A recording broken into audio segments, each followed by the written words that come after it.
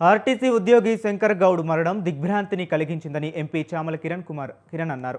RTC ఉద్యోగులు ఎవరూ అధైర్యపడవద్దని చెప్పారు. ప్రభుత్వం ఆర్టీసీ ఉద్యోగులతో చర్చలు జరపడానికి సిద్ధంగా ఉందన్నారు. ఆర్టీసీ ఉద్యోగులను కొందరు రెచ్చగొట్టేందుకు ప్రయత్నిస్తున్నారని, రెచ్చిపోవద్దని సూచించారు. రాష్ట్ర రవాణా శాఖ మంత్రి పొన్నం ప్రభాకర్ సమస్యను పరిష్కరించే ప్రయత్నం చేస్తున్నారని చామల తెలిపారు.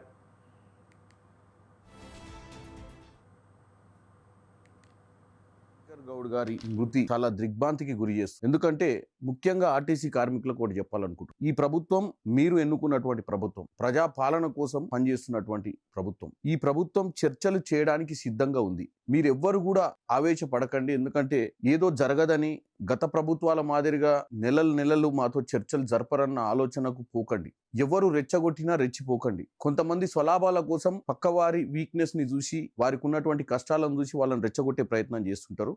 ఈ ప్రభుత్వం మీ అందరితోటి చర్చలు చేయడానికి సానుకూలంగా ఉంది. మీరందరూ కూడా ప్రభుత్వాన్ని నమ్మండి. పొన్నం ప్రభాకర్ గారు వీలైనంత మటుకు సమస్యలు పరిష్కారం చేస్తున్నామని చెప్పినా గానీ కొంత మిస్అండర్స్టాండింగ్ వల్ల ఇటువంటివి జరుగుతున్నాయి. ఎందుకంటే ప్రాణాలు చాలా ఇంపార్టెంట్. మన వెనుక మన కుటుంబ సభ్యులు, మన మీద డిపెండ్ అయిన వాళ్ళు చాలా మంది ఉంటారు.